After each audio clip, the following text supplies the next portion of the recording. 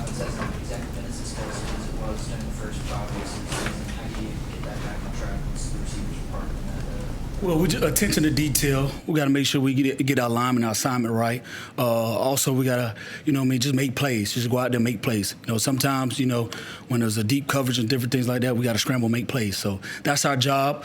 We in a tough position, but hey, that's what we called to do. So we just got to go out there, execute, the game plan, and go out there and make plays when there's our time to come. A few more drops in the season, and you guys had dropped a bunch of passes early in this year, but a few on Saturday night. What did you notice anything in that?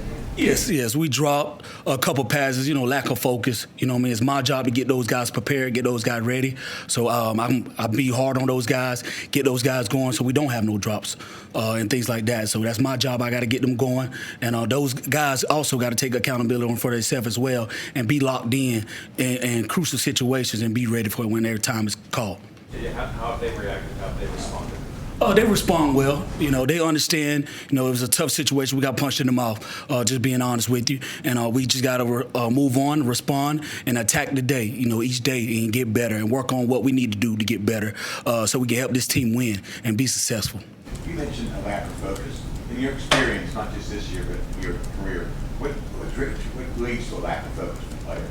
Well, a lot of time, when you get punched in the mouth like that, sometimes you just get like starstruck, But that's when you have to be a vet and understand that it's the next play. It's always focused on the next play. Don't worry about what happened 2 drives after that, 2 drives ago, and things like that. You got to move on and focus on the next play. And that's what I've been trying to preach to those guys to get them to understand. Like, hey, what happened in the past, what happened last series, that's over with. We got to move on and stay focused and control what we can control. That's our attitude, our effort, and our toughness, and make plays.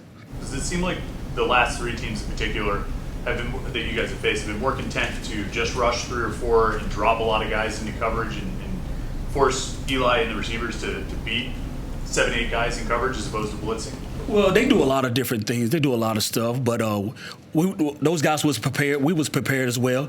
We just didn't execute. Just being honest with you. We got to do a better job of executing and making sure we take care of our business and doing the little things that's going to help us, getting our depth and different things like that. Our receivers and myself, we have faith and we believe in Eli. We know he's going to get better. We know he's going to keep working. His job is to do his job, and our job is our job to make plays and catch balls. So that's what we're going to do. You think you guys have a unique skill set to get open in smaller spaces? Just guys like Konate, guys like Pape, who probably have been good at creating separation without needing to have to stretch the field as much.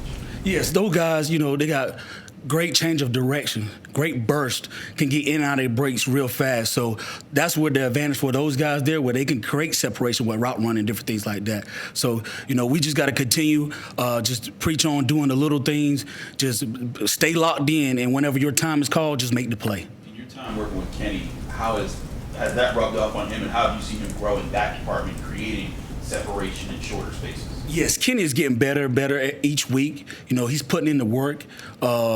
He understands what are we trying to get him to do to play at the next level of working guys, getting your pad level down, also being violent with your hands and feet so you can create separation. And he's been working on that. And it's a process. It's gonna take time, but he's gonna get there. What does Virginia show you in their secondary? Well, Virginia, they got a good secondary. They long. They do a lot of different things, different coverages, play a little bit man sometimes, but we're not worried about it. We just going to focus on us and understand when we see our pre-snap and post-snap read, what do we got to do to attack them, and that's our approach to Virginia. We just going to attack them, understand that we got to look at pre-snap reads and post-snap reads and get our depth. With a guy like Konate, who's a captain, been here for a couple years, how have you seen him take this loss and be a leader within the group? Yeah, those guys, man, like Konate, he'll lead by example, man. Like, on Sunday they had all players meet and they had players only meetings, so they could talk about, what happened on Saturday and everything. And Konate was part of it. He was one of the captains. So he's doing a great job of leading those guys, getting those guys to rally together and just say, hey, the season not over with. We still got a lot of ball to play. So we still got to continue to keep working. So that's what I love about Konate. He's going to be that leader. He's going to lead by example, and he's going to get those guys to rally together. What are you seeing from CJ and Poppy this season? What are you looking for them to improve, I guess? I just want those guys, not even just CJ and Pop, but all those guys, all the receivers. I just want them to be more consistent. Being more consistent with catching the ball, getting their depth, winning their one-on-one battle, whether it's blocking, whether it's running a route, different things like that. So that's what I want to focus on, them being more consistent. Anything final? Coach, I know that Dez is technically not a receiver. Correct. He does line up, wide a lot, and he's Yes. part of the passing game. How would you describe him as a pass catcher? Oh, he's a natural pass catcher. Got nice soft hands. He can track the ball well. He's just a great player overall. And that's an advantage for us because now we can put him out there, and then now we have different matchups and different things like that to go ahead and give him the ball out in space. So, he's a dynamic player.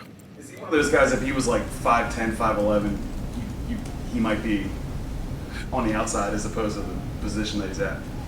Yes, I could see that because he has the top end speed. He can definitely stop on the dime, get in and out of his breaks, and he has hands. So yes, if he was a little taller, he'd probably be a receiver. When you see somebody like him, the impact he's had, and I've asked Pat this, so but I'm just looking for a different perspective.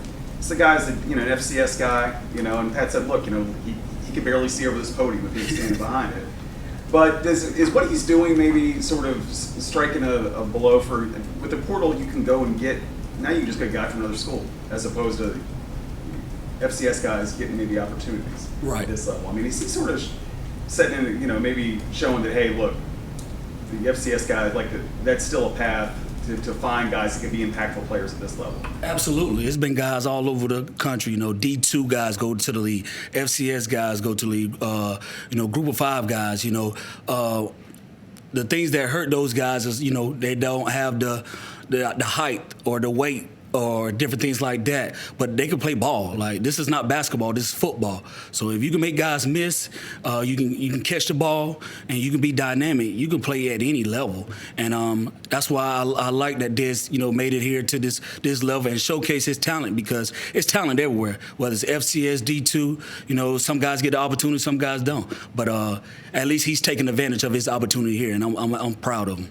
Talk about some of the things that you guys have, having to adjust to some teams like they come out in man coverage, or you guys expect to come out in man coverage, but they switch to different rotational zones, and that forces adjustments on offense. How did you guys as a receiving group, practicing against, maybe looking for more of those man looks, have to adjust to say, hey, these are the keys we have to read to get open in the right spots for Eli to see? Well, we also watch a lot of film, but we also talk about, pre-snap and post-snap reads, different things that let you know whether it's zone or man. All depends on the alignment of the DB, all depends on the alignment of the safety, and different things like that can give them keys on whether it's zone or man. But also, you just got to be able to post-snap read. After that snap is snap, now you got to get your eyes to the coverage and see, whether it's zone, whether it's man, different things like that. So at practice, we do that a lot with routes on there. We do it a lot when we do scaling and different things like that. And we talk about it in the meeting room so we don't get caught off guard. So, yes, if we do expect the team playing man and then they jump into coverage, we know how to battlefield adjust. Can you break down for me, you guys definitely go over that in your room. So, when you go over individually, how do you guys come together with Eli in the quarterback room? Is that is there a specific meeting between those specific rooms, or is that the whole offense when you guys are together at a different part of the week? We speak the same language in the same room. So I know the coverages, I know the reads, and different things like that. We speak the same language. So in the quarterback room, they speak in the same language. We speak in the same thing in the receiver room. But we also do come together before we have our final meeting, before we go out on Saturdays and meet together as a quarterback and receiver. So we all make sure we all on the same page as well. How accurate are you guys in your pre-snap reads, figuring out whether it's man or zone? Well, some of them are better than others. Some of them have some work to do. But like I said, they taking ownership of it, and they are attacking the challenge of understanding when is zone or when is man. Some of the older guys like Kanate, like Poppy, they understand coverage enough. Some of the young guys probably struggle with it a lot, but that's my job. That's my job, to coach those guys and stay with those guys to help them grow throughout the season, so that I can put them in position to be successful. And that's what they be doing. They taking ownership in it, and I'm taking ownership as well to help those guys be successful. Coach, Coach, thank you very much. Thank you, guys. Thanks, Coach.